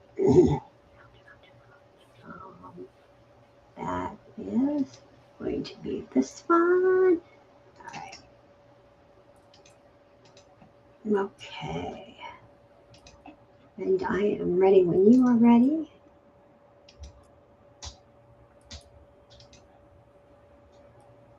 Okay, this is Just What I Never Knew I Needed by me, Pretty Bird. And it goes like this. In the silence of my pain, faintest whisper like a soft breeze brings the calm. As alone as I can feel, yet never allowed to be lonely, fighting through my sin I thought I longed for. The nothing never came, through no fault of my own, and I'm grateful to have had that wall to lean on. I realized I was being held up, proved to be the reflection of what I had failed to see. I'm not always gracious or thoughtful or kind, but um, that you do it because that is who you are makes it a profound truth. I will never ask you to believe in me or to understand, but you you see a need I never seem to admit to, and you stay through it all despite its ugliness that makes you beautiful. You are cherished and treasured as I am blessed to call you friend. The nothing ebbs and flows, and I still long for the silence, though I find tremendous comfort that tells me you're there. And poem. You know, yeah, this is very complex because it's almost like you understand pain and you don't understand the friendship, even though you really are highlighting the importance of the connection that you have. But sometimes you want to just wallow in the pain, and this person will not let you. And you really appreciate that. You appreciate the whispers and the connection, and the, as you say, unwavering support, um, and that they can see you and they understand you, and it's good to have friends like that. Um, you can almost feel the kind of soft breeze that she might bring, or he, and kind of hear that faint whisper when you really need it, that they're there. And but it's so complex because you always have pain beside you, and you have this vast emotional landscape that we all do, and sometimes just navigating all of that we are is very difficult. So it's great to have that one friend that's always whispering in your ear, or always there even when you don't want them to be there. I thought your poem was really beautiful and full of pain, and yet giving that little bit of hope and that gratitude to the one person that's always there for you. And this time it's not pain. Wrath, your thoughts. Yeah, I really am blind. I mean, I don't see pain in this one. I see a lot of beauty in this one. And the thing that I love about this is it's not just romantic love, which is at the core of it and definitely applies. But it's also, just even as a friend, somebody that sees something that you need and knows what you need without you having to say it, is a special type of connection, and not anyone can do that. And not anyone will let you do that either. But it's something that speaks of that connection that goes beyond words, that doesn't need to be voiced out loud. It's because sometimes that is what you need, is just to to be held or just to be listened to. And again, as you put it, it's a rare thing that somebody offers you that, because people tend to I want to fix it, and that can be obnoxious as hell sometimes, and um, you know have the opposite effect. But again, there's a beauty in this that resonates, and you know I think it applies wonderfully to the idea of the shape of us, because the type of relationship that you describe, the type of interaction that you're delineating, is a rare gift, and it's precious, more precious to me than gold. If you can find something like this, so it's just a beautiful thing to share. Thank you. Thank you guys. All right.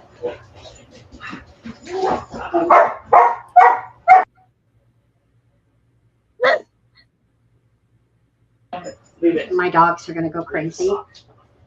Um, my husband's trying to get a sock away from her. But I put my poem up. I apologize for the noise. Um, this is a new Heartbeats tune. Mm.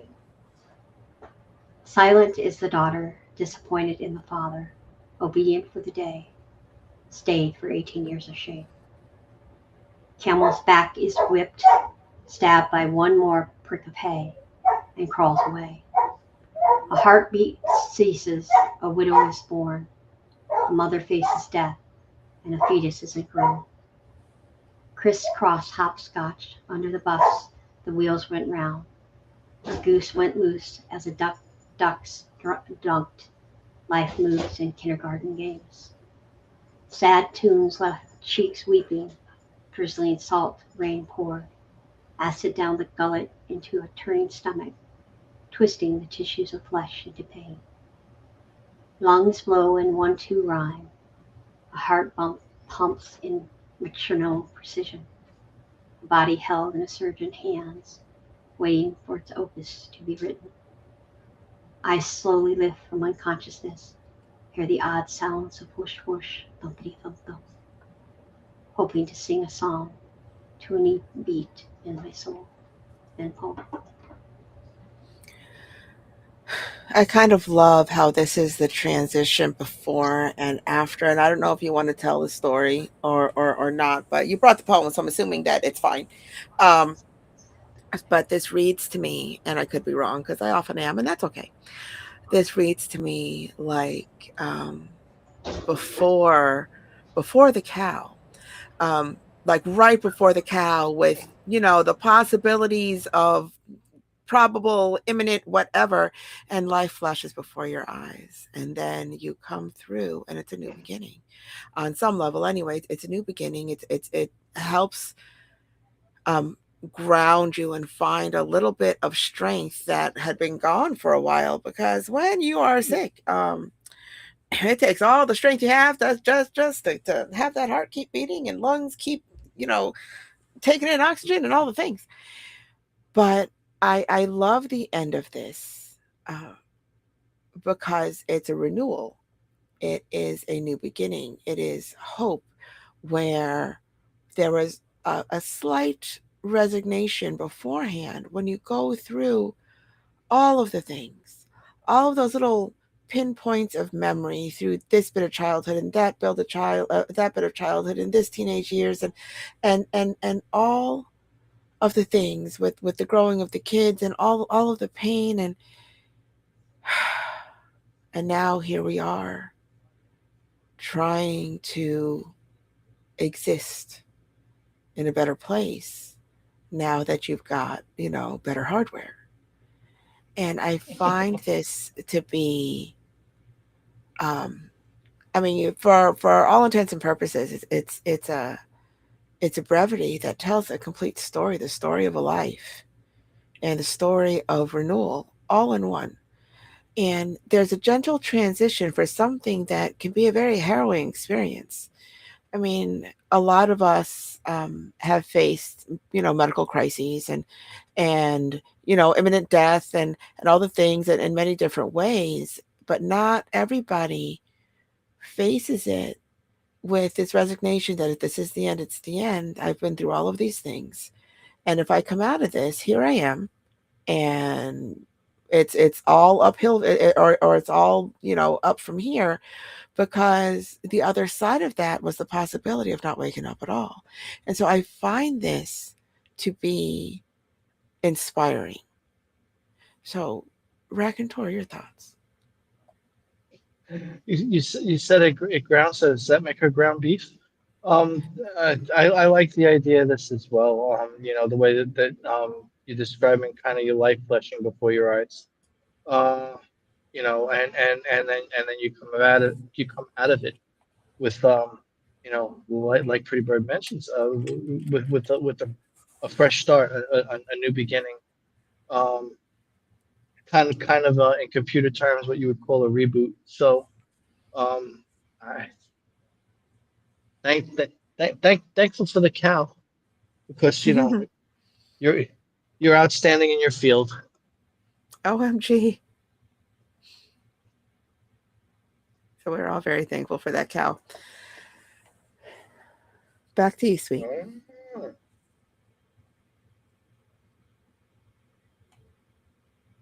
You're muted. Yapping away, That's funny. doing my thing. Gonna bring Rack back down and do his favorite line that I love, by the way. Um, that's been in my brain all day. Um, Only because I get to hear it when I upload them. I'm like, oh God, that's a great line. Um, so there you go.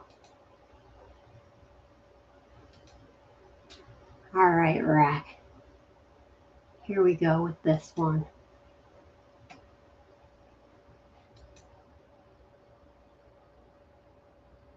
Maybe. Come on, studio. POV by Raconteur. When I look at you, I don't see you with my eyes. When I look at you, I see you with my heart. You may have lips fatal to diabetics, and the stars themselves captured in your iridescent eyes. But all I see is a heart and spirit whose only desire is to seek out its counterpart and reach out and touch it in order to alter reality.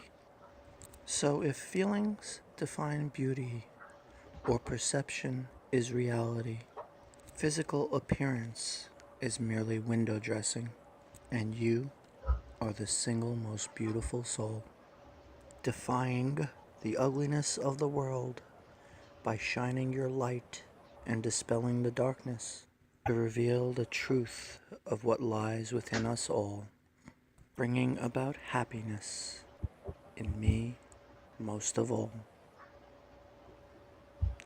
End poem. You brought out your New York G for defying like Long Island. I'm just saying. Um, so here's the thing. There's something to be said about soulmates or bonded pairs or fated whatever. There really and truly is. But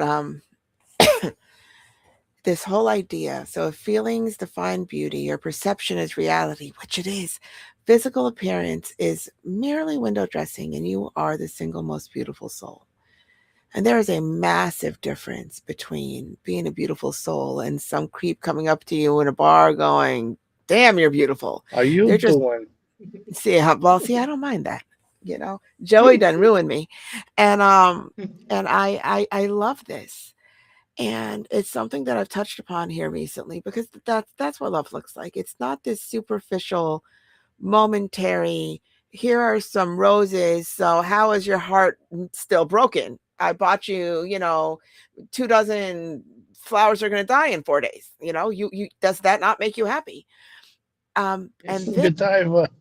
this and this is not that. This is, I don't care if you're fat. I don't care if you're skinny. I don't care if you get alopecia and all your hair falls out. I don't care if you get this junk. So long as you are in my life, you will be loved. It doesn't matter what that, because sometimes it's a Macy's window, sometimes it's a basement with no windows, but the soul is the soul. I am just saying, you either love somebody or you don't. You love them fully as they are, or you don't. There's not a whole lot of middle ground there. It's and this is what love looks like. All I see whose only desires to seek out its counterpart and simply touch it in order to alter reality. When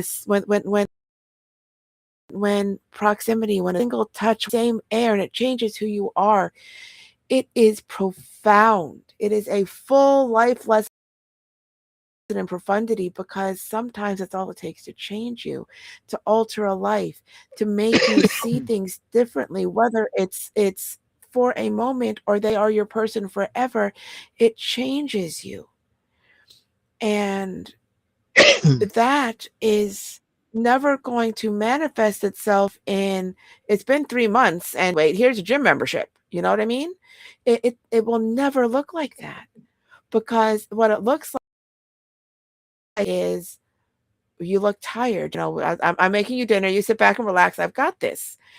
Sleep, take a shower, do whatever. It looks like a shared life, not a transactional experience in a space. You know what I mean? And that's what this feels like, because it brings about happiness in me most of all. All of your splendor and all of the good, the bad, and the ugly, because it's you, I am happy. You make my space bearable, livable, and profoundly beautiful. And it seems like this outdated notion in this freaking TikTok world of you know, emotions for hire in 2-minute reels. And love does not look like that. It never looks like that.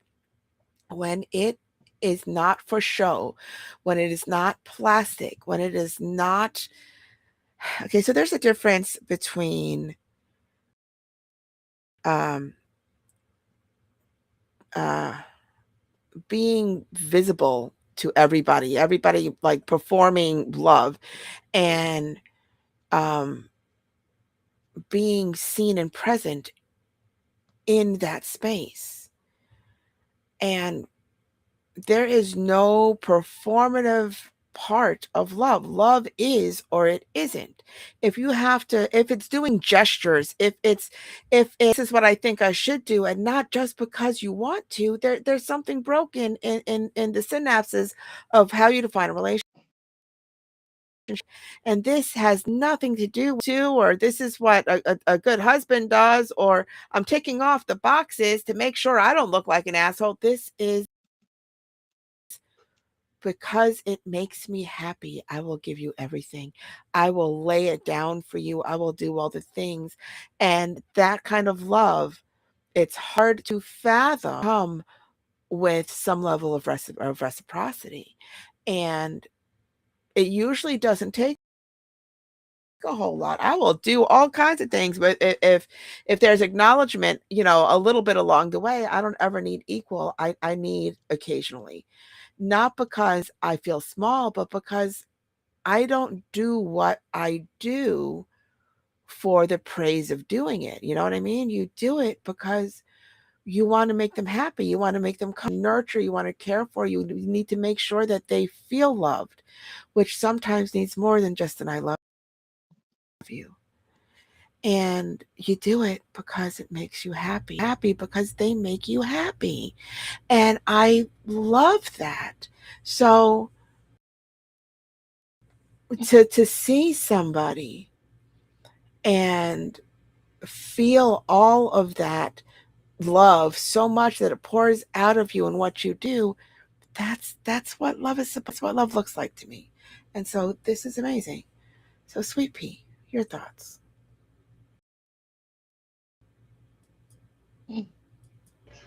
I again, if you keep writing like this, I might have to get you over here to Colorado because Jersey has too much humidity.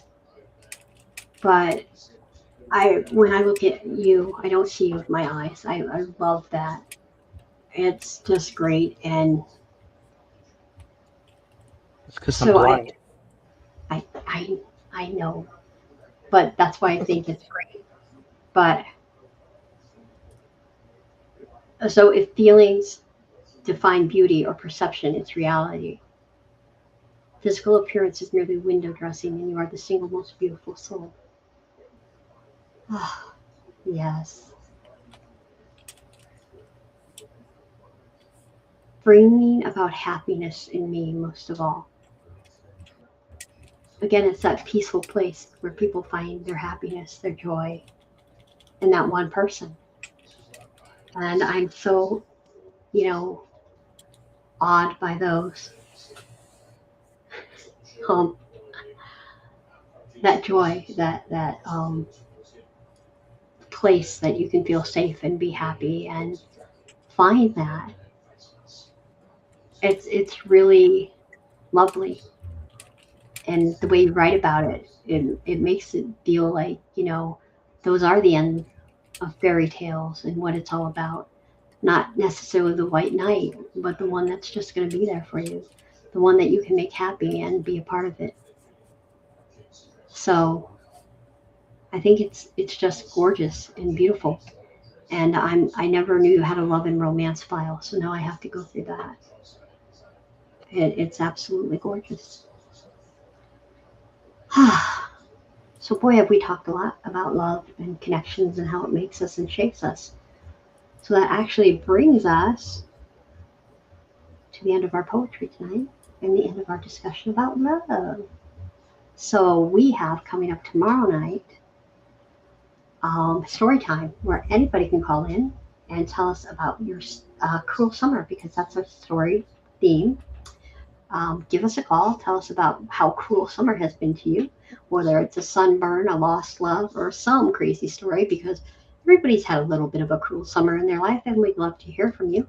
So that's at 10 o'clock Eastern tomorrow night. So we will put up our link all over the place, and we love to hear from you. We also have coming up on Tuesday. What do we have coming up, Miss Preebird? We have Negative negative self. self-talk. Negative self-talk can feel like a heavy, chaotic load to carry. It's crazy how crushing and overwhelming those internal critical thoughts can feel, and pushing through. Can we find a new way to process without beating ourselves down? That is on Tuesday. And on that following Thursday, I have um, Flash It short story about alien life forms. So intelligent life isn't always easy to come by, but we can't be alone in this. In the unknowns of the universe. Do you believe in alien abduction? Or if Earth is just a tourist destination for extraterrestrials? Let your imagination run wild in 500 words or less. So I am very excited about that. I love flash fiction. It's one of my favorite things. So we are live every Thursday or every Tuesday and Thursday at 10 o'clock Eastern. We'd love that you can hear us on YouTube and X and on Facebook. Come join us. Leave your hearts and all of those things and your opinions on our opinions. We'd love to read them and see them. Let's see. You can hear hours and hours of our stuff. As Pre would like to say, we are everywhere. Just look for PRTTYSWETT and find us, find the red shoes, and follow them everywhere. Um, let's see. I know I'm missing something. I always do. So, Freebird, You can listen to us wherever you listen to your podcast, Spotify, Apple Podcasts, Amazon Music, in Pretty Sweet. Click on the red shoes and follow us home. We do have our full archives at prettysweet.podbean.com. So if you feel like listening to us for hours and not being distracted by anybody else, go find us there and you will be, well, distracted. distracted is Very what you much will be. distracted. So like, follow, share, leave your opinion in our opinions, click all the hearts and show us some love. Please do follow us on X, Facebook, and YouTube. Those are the 3 places that you can find us live Tuesdays and Thursdays. But we also do have an Instagram. We have a Pinterest. Do a search, find us, click all the things, follow us, share us, love us, because, we love to be loved around here. I am just saying. Yes, we do. Mm, And we love to actually love you, baby. we All had the a earworms fabulous. tonight. I know, so many. We had a fabulous night here tonight. We hope you did too. But if you did not, you can. Fuck all the Fuck way all the off. way off. Thank you guys. Good night.